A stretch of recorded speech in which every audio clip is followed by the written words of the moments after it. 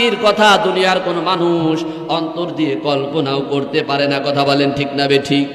এত প্রকার শাস্তি দেওয়া হবে, এত কঠিন শাস্তি হবে ওই জাহান্নামের ভিতরে, যেটা কোনো চক্ষু কোনোদিন দেখে নাই, কোনো অন্তর কোনোদিন কল্পনা করতে পারে নাই। কেমন শাস্তি দেওয়া হবে শুধুমাত্র কিছু বর্ণনা আল্লাহ রাব্বুল আলামিন কোরআনের মাধ্যমে এবং রাসূলুল্লাহ সাল্লাল্লাহু আলাইহি সাল্লাম হাদিসের মাধ্যমে আমাদের জানাইছেন। কথা বলেন ঠিক না বেঠিক?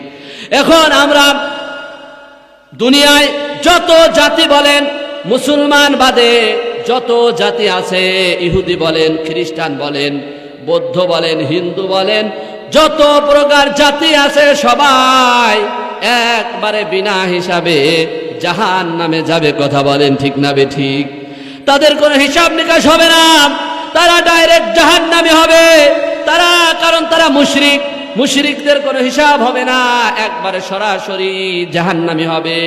একটি দলের একমাত্র একটি ধর্মের লোকের হিসাব হবে, সেটা হচ্ছে মুসলমান। কথা বলেন ঠিক কিনা? এই মুসলমানদের ভিতরে কাল কিয়ামতের দিন ৭২টা কাতার হবে। এই ৭২ কাতারের ভিতরে বাছাই হয়ে ছাঁটাই হয়ে আবার এক কাতার মুসলমান সেই দিন জান্নাতে যাবে। আর বাকি ৭১ কাতার কোথায়? কথা বলেন কোথায়?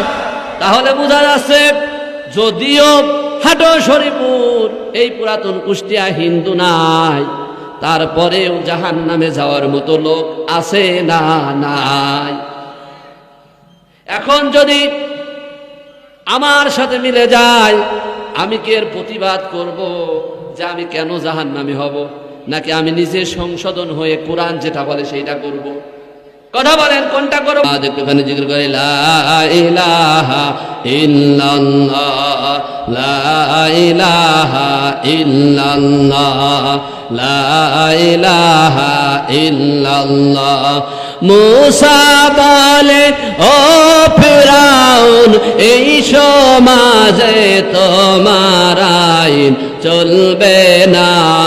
লা ইলাহা ইল্লাল্লাহ, লা ইলাহা ইল্লাল্লাহ, লা ইলাহা ইল্লাল্লাহ। পাখির গানে গানে, হাওয়ার তানে তানে, ওই নামেরই সুর শোনা যায়, ওই নামেরই সুর শোনা যায়, হয়ে পাগল পারা। লা ইলাহা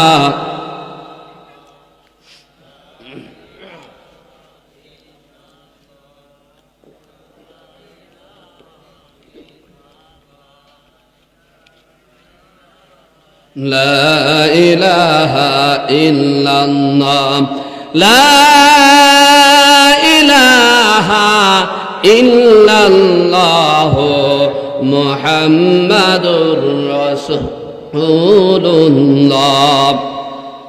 সম্মানিত মুসলমান ভাইরা, যেই কথা বলছিলাম, মুসলমানদের কাতার হবে ৭২টা, ৭১ কাতার সেই দিন জাহান্নামী হয়ে যাবে, একটি কাতার সেই দিন জান্নাতি হবে।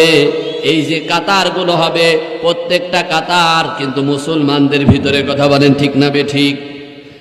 এখন মুসলমানদের ভিতরে এত বোঝাপড়া, এত দলাদলি করতে গিয়ে আমি তা আপনাকে কাফের বলি, আপনি আমাকে কাফের বলেন, বুঝাই মুশকিল এই জামানায় আসল দল কোনটা। কথা বলেন ঠিক না বেঠিক?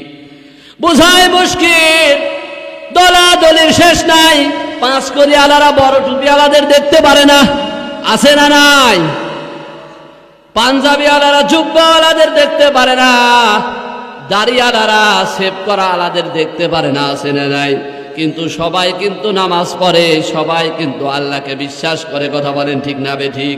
কিন্তু সমাজে দলাদলি আছে না নাই?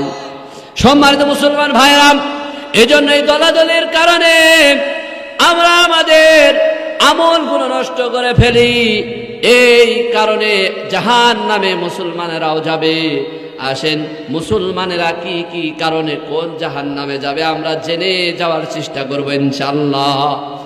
আল্লাহ রাব্বুল আলামিন সূরাতুল মুদ্দাসসির 41 নম্বর আয়াত, আল্লাহ রাব্বুল আলামিন 42 নম্বর আয়াতের ভিতরে বলছেন, মা সালাকাকুম ফি সাকার, মা সালাকাকুম ফি সাকার, তোমরা কি কারণে কোন জন্য আজকে জাহান্নামে আসলে?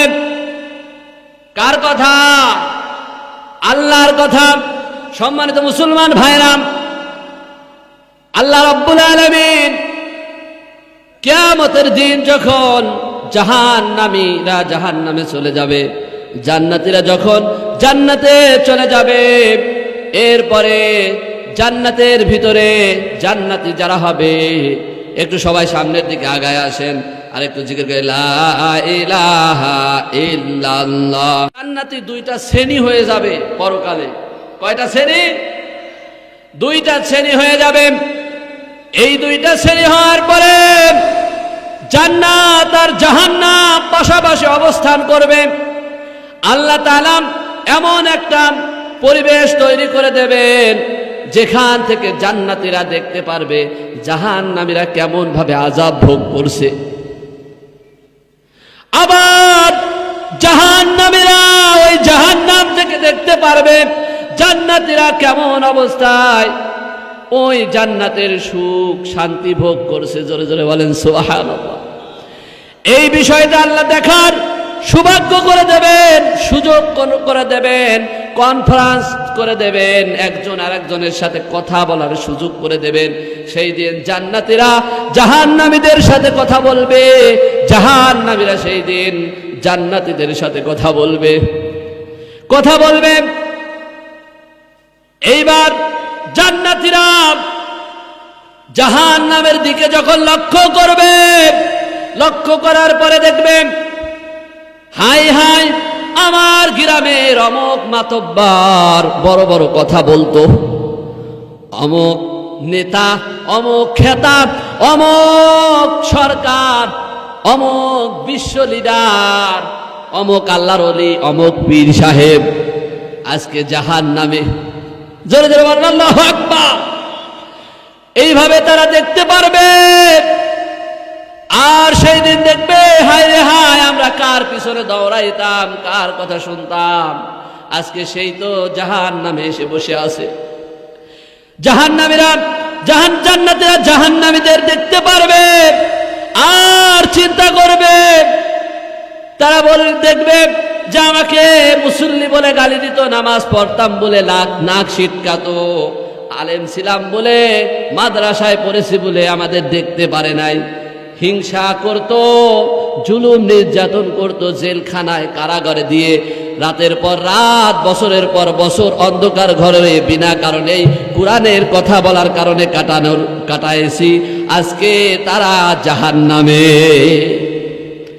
এইভাবে জাহান্নামীদের দেখতে পারবে। আমার চাচা, আমার বোন, আমার ভাই, আমার অমুক আত্মীয় আজ জাহান্নামে। আর জাহান্নামীরাও দেখতে পারবে জান্নাতীদের হায় রে হায় আমার অমুক ভাইটা নামাজ পড়তো বলে ওকে আমরা দেখতে পারতাম না, জমি জমা সব ফাঁকি দিয়েছিলাম, কত জুলুম করেছিলাম, সহজ সরল ছিল বলে তাকে দাম দিতাম না, সমাজে কোনো মিটিংয়ে ডাকতাম না, মিছিলে ডাকতাম না, কোনো